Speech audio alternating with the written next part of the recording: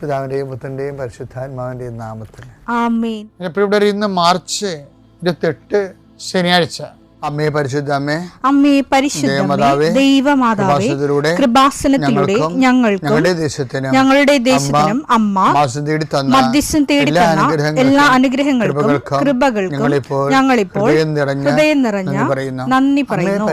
അമ്മേ പരിശുദ്ധമ്മേ ദൈവമാതാവേ, 2004 ഡിസംബർ 7 ഉച്ചകഴിഞ്ഞ് 2:30 കൃപാസനത്തിൽ സംഭവിച്ച അമ്മയുടെ പ്രത്യക്ഷപ്പെടലിനെ കുറിച്ച് തിരുസഭയ്ക്ക് സമർപ്പിച്ചിരിക്കുന്ന പഠനരേഖകളുടെ മേൽ സഭാത്മകമായ പഠനം ആരംഭിക്കുവാൻ ഞങ്ങൾ പ്രാർത്ഥിക്കുന്നു.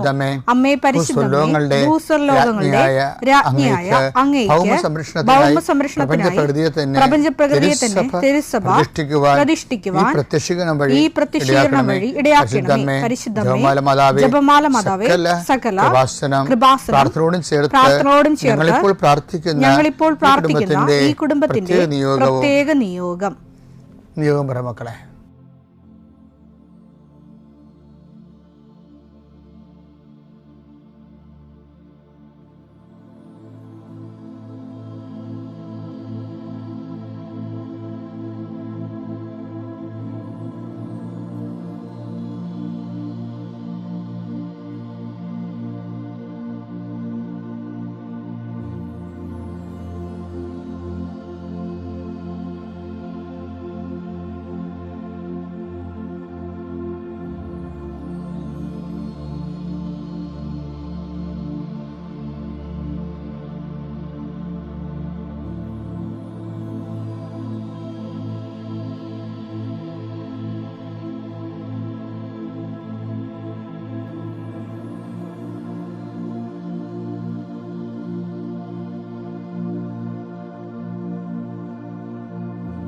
അമ്മയുടെ പ്രത്യക്ഷീകരണത്തിന്റെ ഈ അനുഗ്രഹവേളയിൽ ഞങ്ങൾക്ക് സാധിച്ചു തരുവാൻ കനിയണമേ.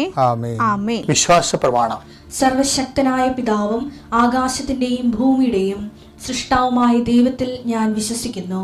അവിടുത്തെ ഏകപുത്രനും ഞങ്ങളുടെ കർത്താവുമായ ഈശോ മിശിഹായിലും ഞാൻ വിശ്വസിക്കുന്നു. ഈ പുത്രൻ പരിശുദ്ധാത്മാവിനാൽ ഗർഭസ്ഥനായി കന്യകാമറിയത്തിൽ നിന്ന് പിറന്ന് പൊന്തിയോസ് പീലാത്തോസിന്റെ കാലത്ത് പീഡകൾ സഹിച്ച് കുരിശിൽ തറയ്ക്കപ്പെട്ട് മരിച്ച് അടക്കപ്പെട്ട് പാതാളങ്ങളിൽ ഇറങ്ങി മരിച്ചവരുടെ ഇടയിൽ നിന്ന് 3-ാം നാൾ ഉയർത്ത് സ്വർഗത്തിലേക്ക് എഴുന്നള്ളി സർവശക്തിയുള്ള പിതാവായ ദൈവത്തിന്റെ വലതുഭാഗത്തിരിക്കുന്നു. അവിടെ നിന്ന് ജീവിക്കുന്നവരെയും മരിച്ചവരെയും വിധിക്കുവാൻ വരുമെന്നും ഞാൻ വിശ്വസിക്കുന്നു. പരിശുദ്ധാത്മാവിലും ഞാൻ വിശ്വസിക്കുന്നു. വിശുദ്ധ കത്തോലിക്കാ സഭയിലും പുണ്യവാന്മാരുടെ ഐക്യത്തിലും പാപങ്ങളുടെ മോചനത്തിലും ശരീരത്തിന്റെ ഉയർപ്പിലും നിത്യമായ ജീവിതത്തിലും ഞാൻ വിശ്വസിക്കുന്നു. ആമേൻ. സുഖസ്ഥനായ ഞങ്ങളുടെ പിതാവേ, അങ്ങയുടെ നാമം പൂജിതമാകണമേ. അങ്ങയുടെ രാജ്യം വരണമേ. അങ്ങയുടെ തിരുമനസ് സ്വർഗത്തിലെ പോലെ ഭൂമിയിലും ആകണമേ. അന്നു വേണ്ടുന്ന ആഹാരം ഇന്ന് ഞങ്ങൾക്ക് തരണമേ. ഞങ്ങളോട് തെറ്റ് ചെയ്യുന്നവരോട് ഞങ്ങൾ ക്ഷമിക്കുന്നത് പോലെ ഞങ്ങളുടെ തെറ്റുകൾ ഞങ്ങളോടും ക്ഷമിക്കണമേ. ഞങ്ങളെ പ്രലോഭനത്തിൽ ഉൾപ്പെടുത്തരുതേ, തിന്മയിൽ ഞങ്ങൾ രക്ഷിക്കണമേ. ആമേൻ. നന്മ നിറഞ്ഞ മറിയമേ, സ്വസ്തി. കർത്താവ് അങ്ങയുടെ കൂടെ സ്ത്രീകളിൽ അങ്ങ് അനുഗ്രഹിക്കപ്പെട്ടവളാകുന്നു. അങ്ങയുടെ ഉദരത്തിൻ ഫലമായി ഈശോ അനുഗ്രഹിക്കപ്പെട്ടവനാകുന്നു. പരിശുദ്ധ മറിയമേ, തമ്പുരാന്റെ അമ്മേ, പാപികളായ ഞങ്ങൾക്ക് വേണ്ടി ഇപ്പോഴും ഞങ്ങളുടെ മരണസമയത്തും തമ്പുരാനോട് അപേക്ഷിക്കണമേ. ആമേൻ. കർത്താവേ, നിന്റെ ഉന്നതമായ നാമത്തിന് സ്തോത്രം ചെയ്യുന്നു. കർത്താവേ, നിന്റെ വിശുദ്ധ പൗരോഹിത്യത്തെ മഹത്വപ്പെടുത്തണമേ. കർത്താവെ, സഭയിലുള്ള സാന്നിധ്യം പ്രകടമാക്കണം. 40 വർഷം അർപ്പിച്ച കൃപയുടെ യുഗതിയായി കൃപാസ്ഥാനത്താരെ ജീവനോടെ പ്രത്യക്ഷപ്പെട്ട പരിശുദ്ധ അമ്മയുടെ മാധ്യസ്ഥത്തിലെ ഞാൻ അങ്ങയുടെ മക്കൾക്ക് വേണ്ടി പ്രാർത്ഥിക്കുന്നു. അമ്മേ, ഈ പ്രഭാതത്തിൽ എത്രയോ പേരാണ് അമ്മേ ഈ ഒരു പ്രാർത്ഥനയ്ക്ക് വേണ്ടി കൊതിച്ച് കാത്തിരിക്കണത്.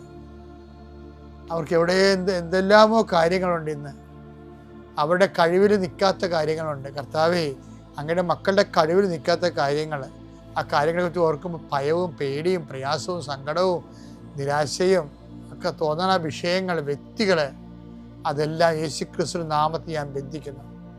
കർത്താവേ, അങ്ങയുടെ മക്കള് ഇനി സമാധാനത്തിൽ വിട്ടേക്കണമെന്ന് പറഞ്ഞില്ലേ ഈശോ. ഞങ്ങളുടെ ദാസനെ എൻ്റെ രക്ഷ ഞാൻ എൻ്റെ കണ്ണുകൊണ്ട് കണ്ടിരിക്കുന്നു, അങ്ങയുടെ ദാസനെ സമാധാനം വിട്ടേക്ക്. സമയം ദീർഘദർശി പറഞ്ഞതുപോലെ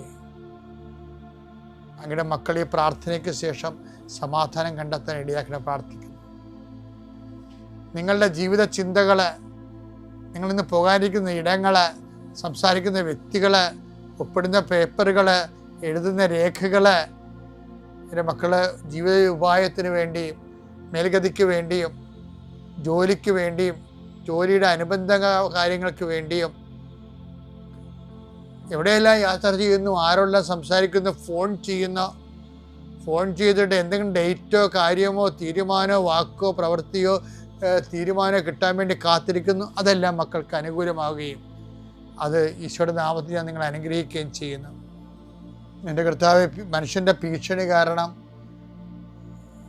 മനസ്സിന് സമാധാനം നഷ്ടപ്പെട്ടവരെ, അവരെ നീ ഏത് ഭവനത്തിൽ പ്രവേശിച്ചാലും ആ ഭവന സമാധാന ആശംസ അർപ്പിച്ച കർത്താവേ, നിന്റെ നാമത്തിൽ നെഞ്ചിലും നെറ്റിലും മുദ്ര വാങ്ങി നിന്റെ നാമത്തിൽ വിശ്വസിക്കുന്ന ഒരു മനുഷ്യനെയും ആരും ഭീഷണിപ്പെടുത്താൻ അനുവദിക്കരുത് കർത്താവേ.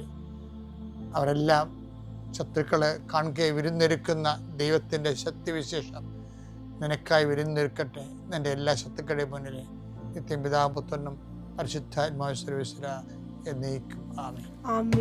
എൻ്റെ പ്രിയപ്പെട്ടവരെ, പീഡാനുഭവവാരത്തിലേക്ക് നമ്മൾ പതുക്കെ പ്രവേശിക്കുക. ഞാൻ ഇന്നലെ നിങ്ങളോട് എന്താ പറഞ്ഞത്? ഒരു കുരിശ് കിട്ടുമ്പോൾ അതിൻ്റെ കൂടെ കർത്താവിനെ കിട്ടാൻ പോകുന്നെന്ന് വേണം വിശ്വാസി കരുതാൻ. അല്ലാതെ കർത്താവിനെ കിട്ടുമ്പോൾ കുരിശ് കിട്ടുമെന്ന് പറയരുത്. ചില ആൾക്കാർ പറയത്തില്ലേ, ഞാൻ ദൈവത്തിനോട് അധികം അടുക്കണില്ല, അധികം അടുത്ത അപകടമാണ്, അധികം അടുത്ത സങ്കടമായിരിക്കും. എൻ്റെ മക്കളെ അടുത്താലും അടുത്തില്ലെങ്കിലും ഓരോരുത്തരുടെ ഭാരങ്ങൾ അവനോ വഹിച്ചേ പറ്റത്തുള്ളൂ. ഗലാത്യർ 6:5 എന്തെന്നാൽ ഓരോരുത്തരും സ്വന്തം ഭാരം വഹിച്ചേ മതി. സ്വന്തം ഭാരം വഹിച്ചേ മതിയാവും. അപ്പം നിങ്ങൾ പറയും ദൈവത്തോട് ഞാൻ അടുക്കത്തില്ല, ദൈവത്തോട് അടുത്താൽ കുരിശായിരിക്കും. അതുകൊണ്ട് ചില ആൾക്കാർ നിങ്ങൾ ദൈവത്തോട് അടുത്തില്ലെങ്കിലും കുരിശായിരിക്കും. എന്താ കാര്യം? അതായത് എൻ്റെ വിഷയം ഇതിനെ അഭിമുഖീകരിക്കുക എന്നല്ലാതെ പേടിക്കുക എന്നുള്ള ഒരു വിഷയമില്ല.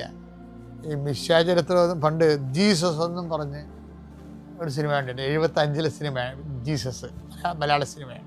അതിനുശേഷം പിന്നെ മിശാചരിത്രം വന്നു, പിന്നെ ജീസഫ് നാസറത്ത് വന്നു, പിന്നെ ജീസസ് ക്രൈസ്റ്റ് സൂപ്പർ സ്റ്റാർ വന്നു, പിന്നെ അവസാനം പാഷൻ ഓഫ് ക്രൈസ്റ്റ് വന്നു. ഇപ്പോഴും അടുത്ത സിനിമ ഈശോയെക്കുറിച്ച് വരാൻ പോകും. ഇപ്പം ജീസസ് ഞാൻ കാണുന്നത് എനിക്ക് 15 വയസ്സുള്ളപ്പോഴാണ് കാണുന്നത്. അതിൻ്റെ അകത്ത് എന്നെ വല്ലാതെ അങ്ങ് ബാധിച്ചൊരു സംഭവം അറിയാവാ. ഈ കുരിശ് കാണുമ്പോൾ കർത്താവ് ഇങ്ങനെ 2 കൈയോടും കോരിയെടുത്ത് ഇതിനെ ചുംബിക്കുന്നുണ്ട്. അതൊരു ഭയങ്കര കാഴ്ച, എൻ്റെ മനസ്സിന് മറക്കാത്തൊരു കാഴ്ചയാണ്. കുരിശിനോടുള്ള ക്രിസ്തുവിൻ്റെ ഒരു സമീപനമേ ഒരു വല്ലാത്ത സമീപനമാണ്. ഇപ്പം നിങ്ങൾ കുരിശല്ല പ്രശ്നം.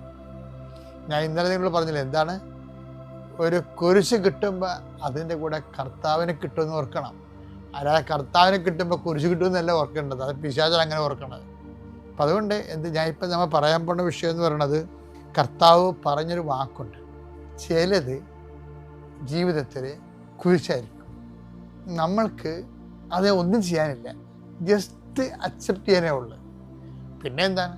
കനത്ത തോളുണ്ടാക്കിയെടുക്കാനേ പറ്റത്തുള്ളൂ. അതാണ് സംഭവം. അതാണ് ഈശോ പറയണത്, ഞാൻ കുടിക്കാതെ ഇത് കടന്നു പോകത്തില്ലെങ്കിൽ.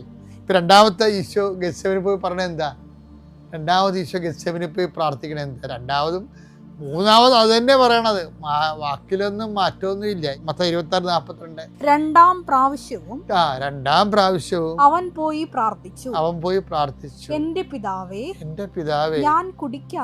ഞാൻ കുടിക്കാതെ ഇത് കടന്നു പോകയില്ലെങ്കിൽ അങ്ങയുടെ ഹിതം നിറവേറട്ടെ. അതാണ് സാധനം. അപ്പൊ ആദ്യത്തെ പ്രാർത്ഥന വിട്ടപ്പോൾ തന്നെ അതിന്റെ റിസൾട്ട് ഏറെക്കുറെ ഈശോ കിട്ടിയിട്ടുണ്ട്. ജീസസ് നോ ഓപ്ഷൻ, ഇതിനൊരു സെക്കൻഡ് ഓപ്ഷൻ ഇല്ല എന്ന് പറഞ്ഞു. അവരുടെ പ്രാർത്ഥന ഈശോ ചേഞ്ച് ചെയ്യാനാ കണ്ടില്ലേ? എന്താ? ഞാൻ കുടിക്കാതെ ഇത് കടന്നു പോകത്തില്ലെങ്കിൽ അങ്ങയുടെ ഇഷ്ടം നിറവേറട്ടെ. അപ്പം ഇഷ്ടം നിറവേറുക എന്നുള്ളതാണ്. കുരിശ് മാറ്റുക എന്നതിനേക്കാളുപരി ഞാൻ നേരത്തെ പറഞ്ഞില്ലേ, കനത്ത തോലുണ്ടാക്കണതാണ് പ്രശ്നമെന്ന്. എന്ന് വെച്ച് കഴിഞ്ഞാൽ എന്താണ്? അതാണ് ഈശോ ഉണ്ടാക്കിയത്. അങ്ങനെ ഇഷ്ടം നിറവേറട്ടെന്ന് പറഞ്ഞില്ലേ, അതാണ് കനത്ത തോള്. അവിടെ വെച്ചാണ് ഈശോ കുരിശ് ചുംബിക്കണം എന്ന് ഞാൻ പറഞ്ഞില്ലേ. അതായത് ഇപ്പം നിങ്ങൾക്ക് ഒരു ഓട്ടിസമുള്ള കുഞ്ഞുണ്ടെങ്കിൽ രാവിലെ എഴുന്നേറ്റ് നിങ്ങൾ അതിനെ ചുംബിക്കണം. എന്താ കാര്യം? കർത്താവ് അറിഞ്ഞ് നിനക്ക് തന്ന കുരിശ്, അത് ഉള്ളിടത്തോളം കാലം അതിനെ സൂക്ഷിക്കണം. ഞാൻ ഇന്നുവരെ മനസ്സിലാക്കിയിരിക്കുന്നതിൽ വെച്ച് ഏറ്റവും വലിയ ഭാരപ്പെട്ട ജോലി ഒരു ഓട്ടിസം കുഞ്ഞിനെ സൂക്ഷിക്കുന്നതാണ്. അത് നമുക്ക് പറഞ്ഞാൽ മനസ്സിലാകത്തില്ല. കാര്യം ഞാനൊരു ദിവസം 2-3 ഒക്കെ ആൾക്കാരെ കാണത്തില്ലേ, എല്ലാം ചെറുപ്പകാരികളല്ലേ. അപ്പോൾ നമ്മുടെ കണ്ണ് നിറഞ്ഞു പോയി മനസ്സ്. ഞാൻ അത് പുറത്ത് കാണിക്കത്തില്ല. അതുങ്ങൾ ആ ജീവിതകാലം മുഴുവൻ ഈ കുഞ്ഞിനെ കൊണ്ടുപോകും. അപ്പം ഞാൻ ഓർക്കും, നമ്മളൊരു മഠത്തിൽ ചേർന്ന് ഒരു സിസ്റ്ററായിട്ട് ജീവിക്കണം വിചാരിച്ചു. ആ അനുസരണ, പിന്നെ അതുതന്നെ വ്രതവാഗ്ദാനത്തിലൂടെ, അതുപോലെ തന്നെ നമ്മളുടെ ചാസ്റ്റിറ്റി, ശുദ്ധത, പിന്നെ ദാരിദ്ര്യം ഒക്കെ കീപ്പ് ചെയ്ത് ഒരു സിസ്റ്റർ ജീവിക്കണില്ലേ. അവരുടെ വ്രതത്തിലൂടെയാണ് വിശുദ്ധകളായി മാറുന്നത്. അതുപോലെ തന്നെയാണ് ഇത്. എന്നുവെച്ചാൽ അതായത് ആ വ്രതശുദ്ധിയിലൂടെ എന്തെല്ലാം കാര്യങ്ങളാണ് ഈ അമ്മയ്ക്ക് വേണ്ടെന്ന് വെക്കേണ്ടി വരുന്നത്. പക്ഷെ എൻ്റെ മക്കൾ ചെയ്യേണ്ടത് എല്ലാം ഈശോയെ പ്രതിയായിരിക്കണം.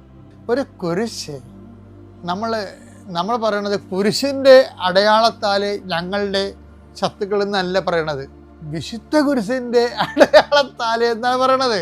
അല്ല, കുരിശിൻ്റെ അടയാളത്താൽ ഞങ്ങളുടെ ശത്രുക്കൾ ഞങ്ങൾ രക്ഷിക്കാമെന്നല്ല പറയണത്. എന്താ പറയണത്? വിശുദ്ധ കുരിശിൻ്റെ എന്ന് വെച്ചാൽ ഒരു കുരിശ് പിതാവിൻ്റെ പേരിലെടുത്തപ്പോഴാണ് ഈശോയ്ക്ക് അത് വിശുദ്ധ കുരിശായത്. അതാണ് ഈശോ പറയണത്, എൻ്റെ പിതാവേ ഞാൻ കുടിക്കാതെ ഇത് കടന്നു പോവുകയില്ലെങ്കിൽ അങ്ങയുടെ ഹിതം നിറവേറട്ടെ. അങ്ങയുടെ ഇഷ്ടം നിറവേറട്ടെ. ഇതാണ് വിശുദ്ധ കുരിശായി. ഈശോയുടെ കുരിശ് ഈശോ അത് പിതാവിൽ നിന്ന് സ്വീകരിച്ച കാരണം ആ കുരിശ് വിശുദ്ധ കുരിശായി. 2 കള്ളന്മാരുടെ കുരിശുണ്ട് അവിടെ, അത് വിശുദ്ധ കുരിശല്ല, സാധാരണ കുരിശാണ്. അത് ശാപം പിടിച്ച കുരിശ് തന്നെയാണ്, ഒരു സംശയമില്ല. നമ്മളുടെ ഒരു സങ്കടത്തെ, ഒരു സഹനത്തെ ശാപമായിട്ടെടുക്കാം, അതേസമയം വിശുദ്ധ കുരിശായിട്ട് എടുക്കാം. കാര്യം അപ്പോൾ ഉയർപ്പ് സുനിശ്ചിതമാണ്. ഇപ്പോൾ ഓട്ടിസം പിടിച്ച ഒരു കുഞ്ഞിനെ സൂക്ഷിക്കുമ്പോൾ ഓർക്കുന്നത് നിത്യജീവിതം ഉറപ്പായെന്നല്ല എൻ്റെ അർത്ഥം. നിത്യജീവിതം ഉറപ്പായെന്നല്ല എൻ്റെ അർത്ഥം. ഞാൻ മാതാവിന് നേരെ കണ്ട ആളാണ്, 1 അല്ല 2 പ്രാവശ്യം. അപ്പോൾ നിത്യജീവിതം എന്താണെന്ന് എനിക്ക് നല്ല സുന്ദരമായിട്ട് അറിയാം. അപ്പം അതുകൊണ്ടാണ് ഞാൻ എൻ്റെ മക്കൾ പറഞ്ഞത്, അപ്പോൾ നിങ്ങൾ ആ കുഞ്ഞിനെ ചുംബിച്ചെടുക്കണം. അപ്പോൾ അതുപോലെ നിങ്ങളെ രോഗികളെ, നേഴ്സുമാർ, എന്തുമാത്രം നേഴ്സുമാരാണ് അവിടെ എഴുതിയിരിക്കണേ. അപ്പോൾ അവരാ രോഗികളെ പോയി കാണുമ്പോൾ അവരെ കർത്താവ് നമുക്ക് ശുശ്രൂഷിക്കുമ്പോൾ അവരെ ആദരവോടെയാണ് അതിനോട് ചെയ്യേണ്ടത്. അത് കർത്താവിൻ്റെ കുരിശാണെന്ന രീതിയിൽ ആദരവോടെ. അപ്പം അത് എല്ലാ കാര്യവും ഇങ്ങനെ വീടുകളിലാണെങ്കിലും നമുക്ക് ക്ലേശം പിടിച്ച വിഷയങ്ങൾ ചെയ്യുമ്പോൾ ആ കുരിശിനെ നിങ്ങൾ വിശുദ്ധ കുരിശാക്കണം. എങ്ങനെയാണ്? അത് സാധാരണ കുരിശായിരിക്കും. രോഗിയായ അമ്മുമ്മ വീട്ടിൽ കിടക്കുകയല്ലേ, സാധാരണ കുരിശാണത്. പുറം മുള്ളും എല്ലാം കട്ടലയിലാണ്, കുരിശാണ്. ചില സമയത്ത് നമ്മുടെ മനസ്സ് പറയും മലപാടി ചത്താൽ മതിയായിരുന്നെന്ന് പറയും ഇവർ. ആര്? നമ്മളെല്ലാവരും എന്ന് പറഞ്ഞു പോകും മനുഷ്യൻ. പക്ഷേ എന്നിട്ട് അങ്ങനെ ഒരു സിറ്റുവേഷനിലും കർത്താവേ, ഞാൻ കുടിക്കാതെ ഈ പാനപാത്രം കടന്നു പോകത്തില്ലെങ്കിൽ അങ്ങയുടെ ഇഷ്ടം നിറവേറട്ടെ എന്ന് പറഞ്ഞത് വിശുദ്ധ കുരിശാക്കി മാറ്റണം. ജീവിച്ചിരിക്കുമ്പോൾ തന്നെ എന്തുമാത്രം നിത്യത നമുക്ക് ഉറപ്പായി മുന്നോട്ട് പോകാൻ എന്തുമാത്രം അവസരങ്ങളുണ്ട്. ഈ വിശുദ്ധ വാരത്തിൽ എല്ലാം വിശുദ്ധമാക്കി മാറ്റാൻ ദൈവം നിങ്ങളെ അനുഗ്രഹിക്കട്ടെ. പിതാവിൻ്റെയും പുത്രൻ്റെയും പരിശുദ്ധാത്മാവിൻ്റെയും.